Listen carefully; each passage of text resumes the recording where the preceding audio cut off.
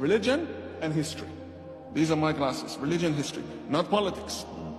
And I'm coming to your next question, which is hating Israel. People can hate Israel all they like. God gave us the ability to love, and God gave us the ability to hate, and God will judge people based on their love and their hate. However, I have a question. These group of 15 million Jews, they don't proselytize.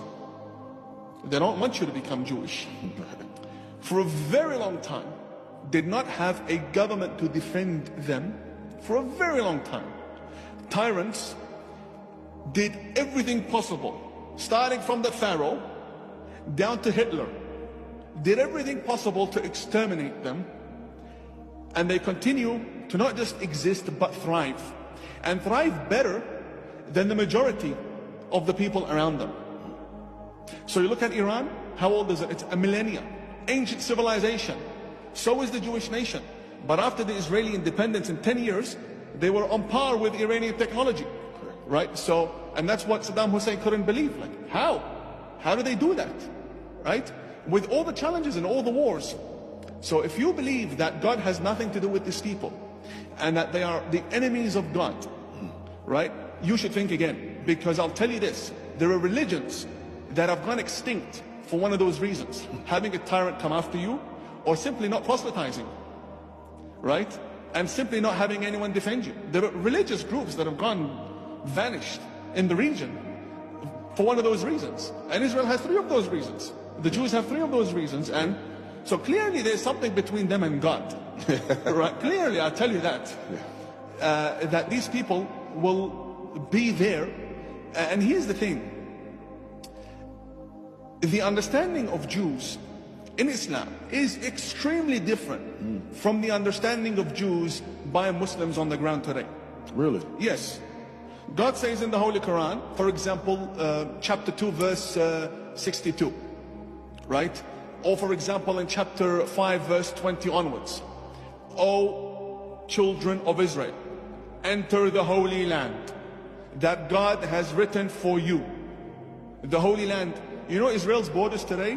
They are part of what is the Holy Land. The whole of Sinai is the Holy Land. Moses in the Holy Quran, it states he entered Sinai, and God said to him, Moses, take your sandals off. You are now in the Holy Valley, right?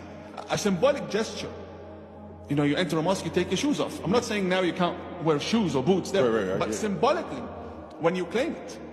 And so God designated this entire region of Judea for the Jewish people, for Moses, my prophet and your prophet, Moses.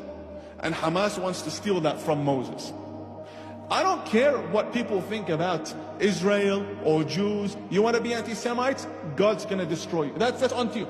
But to steal from Moses is an entirely different conversation with an entirely different defense. Because the number one defender for that is God himself. That's why you're always losing the wars. That's why God hates you.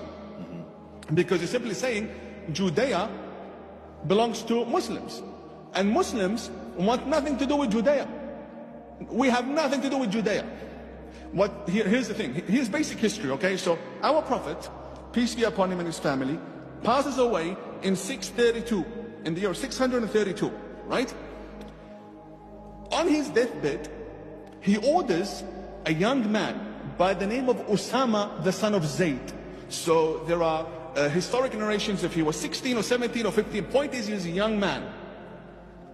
He said, Osama, get your army ready, you're going to war. And the Prophet's laying in bed. Osama says, well, who are we fighting against? He says, the Romans. Because I vowed that I will avenge your father's blood before I die. Your father Zayd was killed by the Byzantines. So what does that mean? It means until the Prophet's last day, he was at war with the Byzantines who were governing Jerusalem.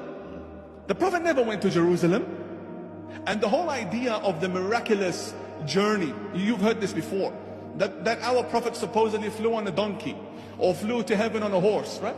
Small brains believe in foolish things. Firstly, it was not a donkey or a horse. Muslims believe that the Prophet had this experience and it was involving the Archangel Gabriel, right? Now, I don't care who it was or how it was. Here's my story.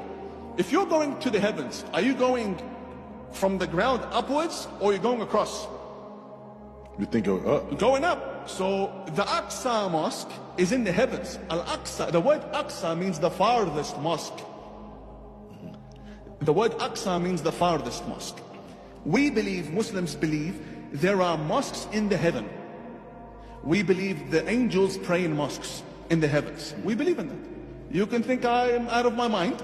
That's fine, but that is the Muslim belief. No problem. Believe all you like.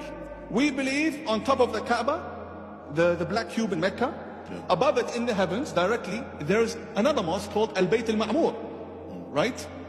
So that's that. And we believe there's another mosque in the sky. Why? Because the sixth successor of the Holy Prophet, his name is Ja'far as-Sadiq, tells us, as for Al-Aqsa Mosque, it is in heaven. Okay, that's why it's called the farthest mosque. Okay, so what about the one in Jerusalem?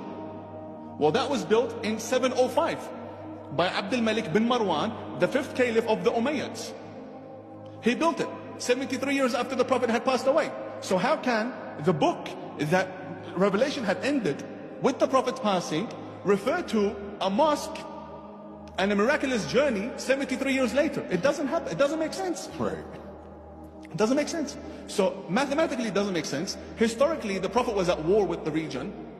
But this whole idea that Jews can't be neighbors, that's what it's down to, Brandon. Jews cannot be the neighbors according to the Muslim Brotherhood. The end. They have a problem with Jews being their neighbors. You know what? You asked me about Netanyahu. What if the Jews decided to have a kingdom, to have a theocracy? What if the Jews in Israel decided to have a communist government? What if they wanted to be socialists, have Jeremy Corbyn as their leader? You think they'll still be accepted? No, the Muslim Brotherhood doesn't want Jews, period. Basically, Hamas says, in all flavors, no Jews allowed. So, and you see that translate on the street today. There's a problem in the Middle East, they'll attack a Jewish restaurant. What's your problem with the Jewish guy's stomach? He wants to eat kosher. Right. Why would you attack his restaurant?